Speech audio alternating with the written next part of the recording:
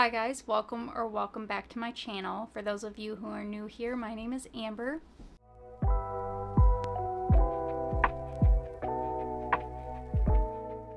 Today I want to talk about the releases that I am excited for in 2024. There's no particular order to this, it's just kind of as I saw them, I took note of them and wrote them down. The first one is House of Flame and Shadow by Sarah J. Maas. That is the third book in the Crescent City series. That one releases January 30th. I don't want to read a synopsis or give any description towards it because it is the third one in the series, and for anybody who hasn't read either the first or second one, I don't want to spoil anything, so we'll just leave it at that. The next one is Bride by Ali Hazelwood. This one comes out February 6th of next year. This one, some of the tropes are marriage and convenience, enemies to lovers, sworn enemies. And this one is between vampires and werewolves, and Misery is the main female character. She is the daughter of the most powerful vampire councilman, and she kind of feels like an outcast, and she ends up being put in a marriage of convenience with the alpha of the werewolves, which is Lo. I don't really know how to say his name. That one definitely sounds interesting. I believe that this is the first into a fantasy that Ali Hazelwood has gone into. From what I have seen, she has just mainly wrote contemporary romance. I'm a little skeptical on. I don't really know how that one's gonna go, but I'm definitely interested in reading it. I think I'm going to try and read one of her other books first because I don't believe I've read any of hers. I do have one of her books on my TBR. I do have The Love Hypothesis by her, which I know was super popular. I just still have not read it. It's been on my TBR for a year now, maybe even longer. So I think I'm going to read that first before I go into this, just in case I don't really care for it. I want to have more of a baseline of her typical writing, if that makes sense. Next up is A Fragile Enchantment by Allison Saft. This one comes out January 2nd, and it is a young adult romantasy. This one is about a young magical dressmaker who gets commissioned to do the royal wedding, and she ends up getting caught up in a scandal when a gossip columnist writes about her undeniable chemistry with the groom. So that one sounds super interesting. That one might be one of the ones that I'm most excited for. I have not ever read a book by her, and I don't know what other books she has wrote. I didn't really look into it, but that one and the cover. I love the cover to this one. Really looking forward to that. Next up is another one by Ali Hazelwood, and this one is Not in Love. This one comes out June 11th. This one is another STEM romance. It is a secret affair, not cheating wise though, I'll explain it in a second. No strings attached. Kind of, in a way, you could say forbidden romance vibes. It's not really technically forbidden, it's just in her mind it is. So this one is about Rue, who is a biotech engineer for a startup company called Klein, and Eli wants to buy Klein, and he's used to getting what he wants, and he will do whatever he has to do to get this. So that's where the enemies to lovers kind of comes in. They do not see eye to eye. They don't get along at first, and Rue is one of the things that he can't have, and this is where the whole secret affair comes in, because they start hooking up, but she is giving herself the deadline of she wants it to end before they find out if he's getting this company or not, because she feels like she is kind of betraying Klein as a startup by falling for the guy who's trying to buy out their company. Next up, we have The Prisoner Throne by Holly Black, which is the second book in the Stolen Heir duology. This one comes out March 5th. You're still following Prince Oak, and I don't want to say too much just because this is the second one, so if you haven't read The Stolen Heir, I don't want to spoil anything, but you're still following Oak on this one. By the sounds of the synopsis, it does sound like we're going to get more Carden and Jude in this one. So that has me super excited because that was one of the things that in the first one kind of disappointed me. Like, I knew it was going to be focused on new characters. Not necessarily new, but like different characters. But I was just disappointed at the lack of seeing Carden and Jude because I love them. So I'm hoping that we do end up seeing more of them in this book.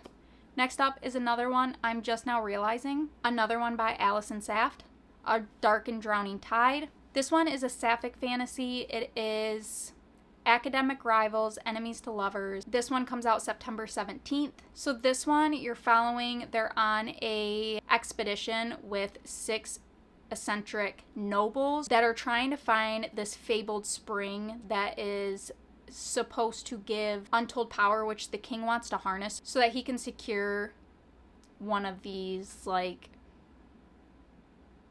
territories, I guess. And the main character, Lorelei, while they're on this expedition, her mentor ends up getting murdered in her quarters. So we got kind of like a whodunit vibe going. So she's trying to figure out who murdered her mentor.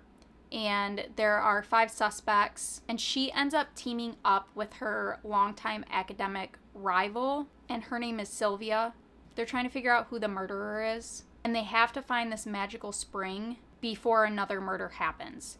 The problem with this is there are dangers in the forest that rearrange themselves during the night, along with dragons that are slumbering at the bottom of these rivers, and there are also shape-shifting beasts that are out for blood. And so as they're working together to try and uncover all of these truths, and on top of that resist the attraction that they're realizing that they have together, they discover that their mentor had a lot of secrets, and they're now not sure if getting justice is worth it, let alone if the kingdom itself is worth saving at all. So there's a lot going on in this book that I'm super excited about. I cannot wait to pick that one up. It's gonna be a little bit out of like my normal reading comforts, but I'm still looking forward to reading it. Next is Fathom Folk by Eliza Chan. This one comes out February 27th. This one is a adult high fantasy. So in this one you have a semi-flooded city where the humans are living on the top of skyscrapers, and their way to get from building to building is through all these aerial walkways. Living in the polluted waters down below you have sirens, sea witches, kelpies, and kappas. And Myra is a half siren who wants to become like the captain of the guard pretty much. And she finally gets her chance to sit down with the council and talk to them about lifting the repressive laws against the Fathom Folk, but it's announced that a water dragon named Nami is getting exiled to the city, and Nami doesn't like the slow progress that Myra is making with getting equality, so she decides that she's going to join up with this extremist anti-human group, and that leaves Myra having to chase after her and try to stop her before she makes the whole entire situation worse and kind of set her back in what she's been trying to gain. And the leader of all of that is named Cordelia. She is a second-generation sea witch who wants to do whatever is necessary to survive and finally get that equality. And Cordelia's political game playing and underground connections could completely ruin everything that Mira and Nami are fighting for. Next up is Scarlet Princess by Robin Mal. I don't know how to say their last name.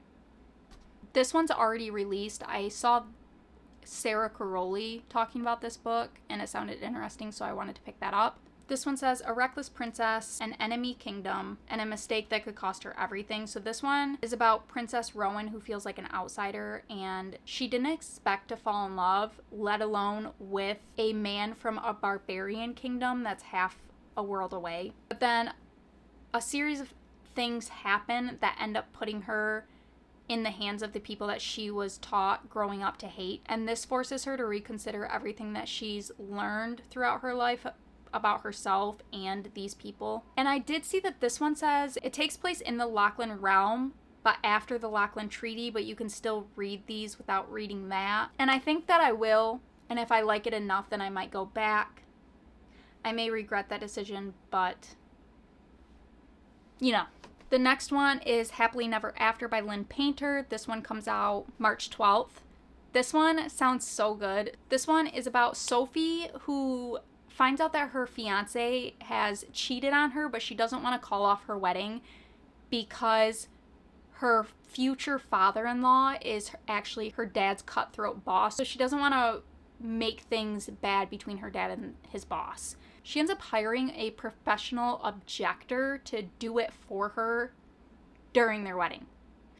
Then that night they kind of get to talking, and she wants to get in on this business with him. So they start doing all these jobs together, they start getting to know each other, and they decide that they're going to start hooking up because, of course, they're not going to have feelings for each other, right? But then they get to a job where it ends up being none other than her coworker Max's ex-girlfriend, who is going to be the one that's getting hurt in this situation, and he doesn't know if he can go through with that and being involved in hurting his ex's feelings. And that is when Sophie realizes that she may have fallen harder for him than she thought. So that sounds super interesting. I can definitely say I've never read a book like that.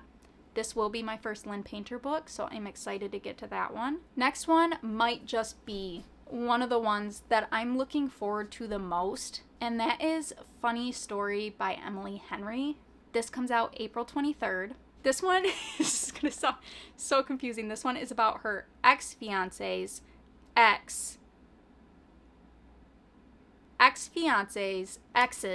ex.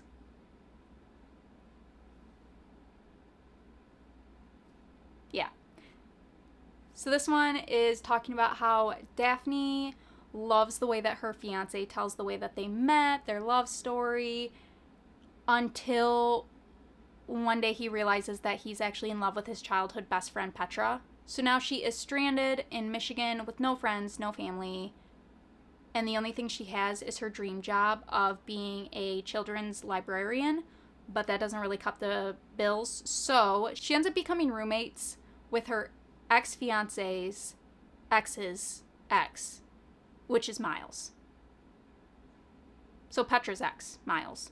They end up becoming roommates, and they don't really talk. They kind of just avoid each other until one night they decide that they're going to drown their sorrows together, and they come up with a plan to post misleading pictures of all their fun adventures that they're having during the summer. I don't think I really need to say more. Like, that right there, that whole confusing mess, when I first read that, I was like, yeah, I'm sold. Whatever that is, I need to read it. Plus the cover. Next up, we have Wisteria by Adeline Grace. This is the third book in the Belladonna series. The first one, of course, being Belladonna, and the second one being Foxglove. So in this one, we're focusing on, I believe, based off the cover picture and how it was left off, I'm pretty sure this one's going to be focusing on Blythe, which is Signa's cousin. Which, the way that Foxglove ended, I honestly cannot wait to read more focused on Blythe, because I loved her character by the end. I loved her sarcasm, her wittiness, the things that she said, like everything about her personality. I loved it. And with who her love interest is going to be, their banter, I was obsessed. Like, I was sad that you really only got it towards the end, so I'm super excited to get more of her and that whole entire situation. I think I have high hopes that this one might be my favorite one in the series. I have my fingers crossed. I'm hoping. I tend to try not to get my hopes up for books, because usually I end up hyping it up too much and I end up disappointing myself, but I'm hoping this one's different. The second book, I was kind of bored for like 60% of the book, but towards the end I really started enjoying it, so I'm hoping that that carries on into this next book. Next we have The Darkness Within Us by Trisha Levenseller, which I've heard her name before, but again, I didn't really look into it, so I'm not quite sure what other books she has. But this one comes out July 9th. This one is about Chrysantha Stathos, and she hides her intelligence and ambitions behind the mask of just a airhead. And through that, she's gained important secrets, the constant care of her dad, and she also has gotten the chance to marry a duke, and she's done all this by age 19.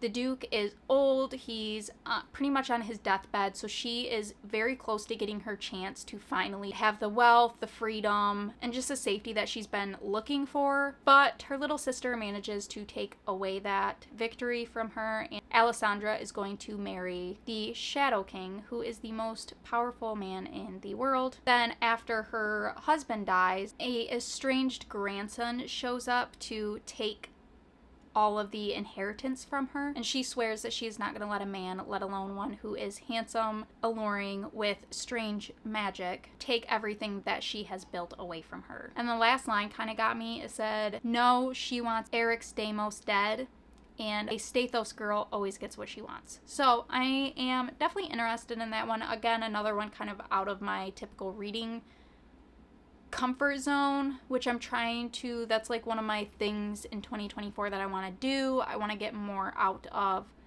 my typical reads, and I want to kind of branch out. I want to read more romance. I want to read more like dark academia. I'm so stuck in my ways of reading romantasy books that I kind of want to branch out a little bit more. So we'll see how that actually goes. The last one is called Truly, Madly, Deeply, and this one is by Alexandria Bellfleur. This comes out April 30th. This one is an LGBTQ plus contemporary romance, and it is focused around Truly Livingston, which she is a best-selling romance author who everyone kind of thinks is an expert on happily ever afters, and she ends up, to kind of prove that point, she agrees to be on a podcast where she gives dating advice. But behind the scenes, her parents have just announced their divorce. She found out that her fiance cheated on her, and so that kind of changed her whole view on love. And her co-host is Colin McCory, and her first impressions of him is hot, but then his view on love ruins it all. And he is a divorce lawyer, and she decides that bickering with him is the last thing that she needs, so she gets up during the podcast and walks off and says that she is not going to be coming back. But then a few days later, he ends up coming and finding her, asking her for a fresh start. She can't deny the thrill that she gets from him begging, so she reluctantly agrees to go back onto this podcast with him. And from there, it goes from enemies to friends to something more, and she realizes that they have more in common than she thought. That is all the books that I have for you. There are so many more books that I have kind of just seen, and just seeing the covers or getting like a short sentence here or there from the books has made me want to pick them up. But I figured this was a good start because it was a whole rabbit hole sitting there looking through books. There were just pages upon pages of books that I was finding. These were just the ones that caught my attention the most and really kind of sucked me in to wanting to look more into them. So, yeah. Pretty much all of them are releases for next year. I think there's only like one on this list that was already out, and that was The Scarlet Princess. But regardless, those are all the books that I am most looking forward to that I've seen so far. I'm sure I'm missing some. Let me know down in the comments which ones you guys are looking forward to the most. If there were some on this list that I didn't say that you are looking forward to, leave them down in the comments because I would love to add more to my never-ending TBR that I have. Thank you guys so much for watching. If you made it this far, leave a thumbs up on the video and make sure to subscribe to stay up to date with all my future videos, and I will see you in the next one. Bye!